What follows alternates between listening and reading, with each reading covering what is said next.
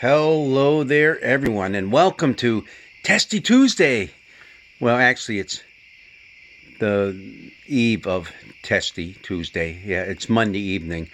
I'm just finding I don't have enough time first thing in the morning to do these meditations, so I have to do it ahead of time sometimes. And all this week, I will be doing them ahead of time because we are doing Vacation Bible School.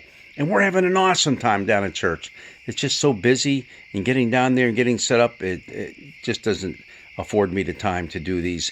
So I'm going to do it the evening before.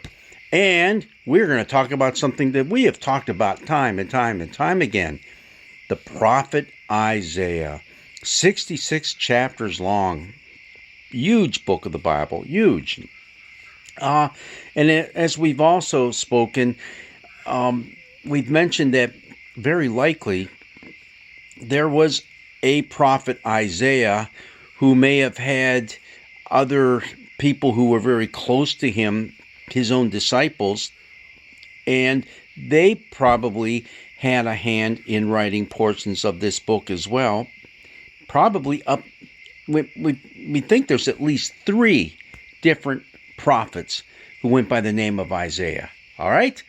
But don't let that mess with your mind right now, okay? They all have a common theme, and that is you people really messed up. But God still loves you, and God can get you out of that mess. Kind of in a nutshell, pretty simplistic. But so what's going on in our lesson for today? Well, first of all, I want to ask you this. It's chapter 58. So when do you think this particular Isaiah is speaking to the people? Number 1, is he speaking before the people are carried off into exile by the Babylonians?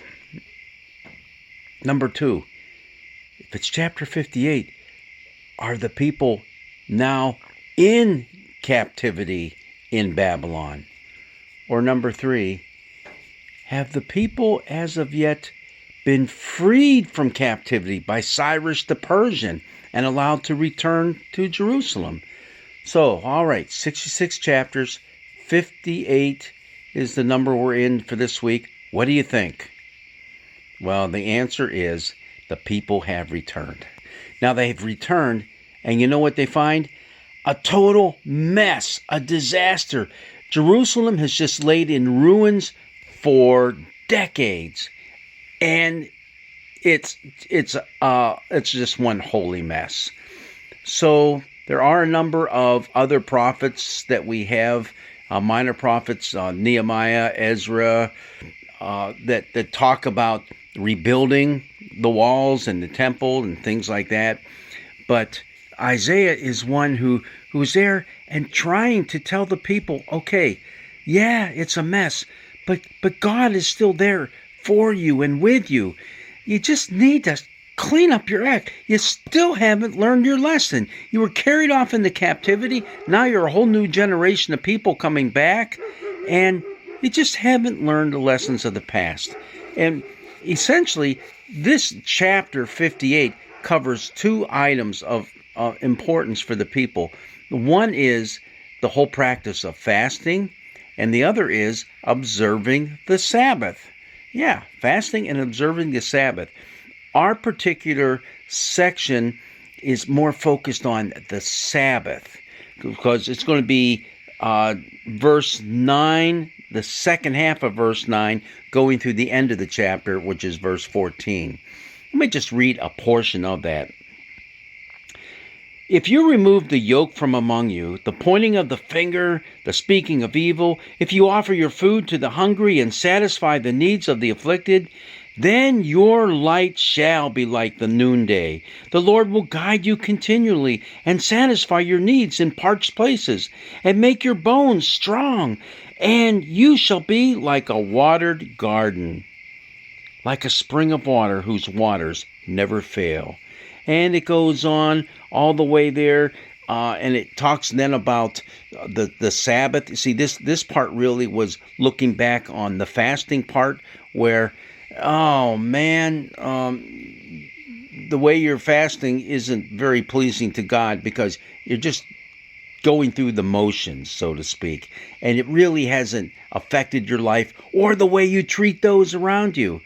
The fast that God wants, and it's up there in verse 5, verse 6, is not this the fast that I choose, to loose the bonds of injustice, to undo the thongs of the yoke, to let the oppressed go free, and to break every yoke?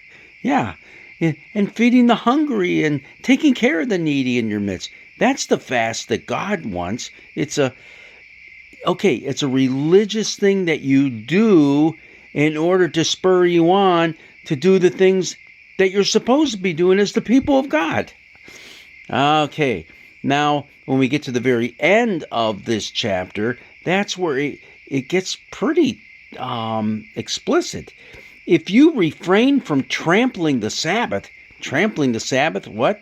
From pursuing your own interests on my holy day.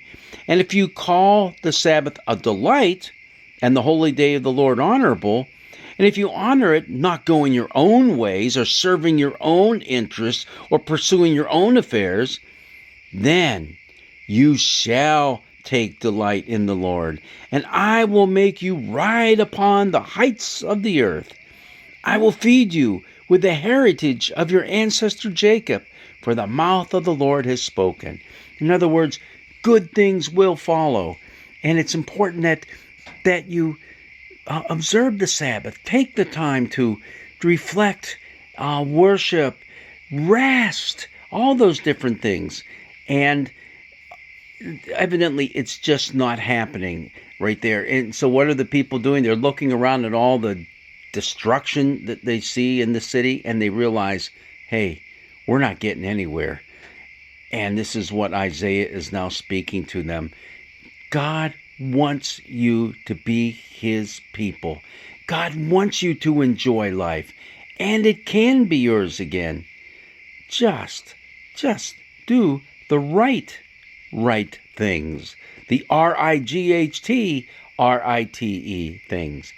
And life will be good. Well, God's blessings be with you, and hopefully you got the right answer, that this is the third Isaiah that we're talking about. And just keep in mind, though, that as a whole, the book of Isaiah calls us to once again do the things that God wants us to do right from the get-go. The whole shebang that we've been reading throughout the Older Testament. It's there for us, for not only God's glory, but for our benefit as well. God's blessings be with you, and enjoy your day on Testy Tuesday.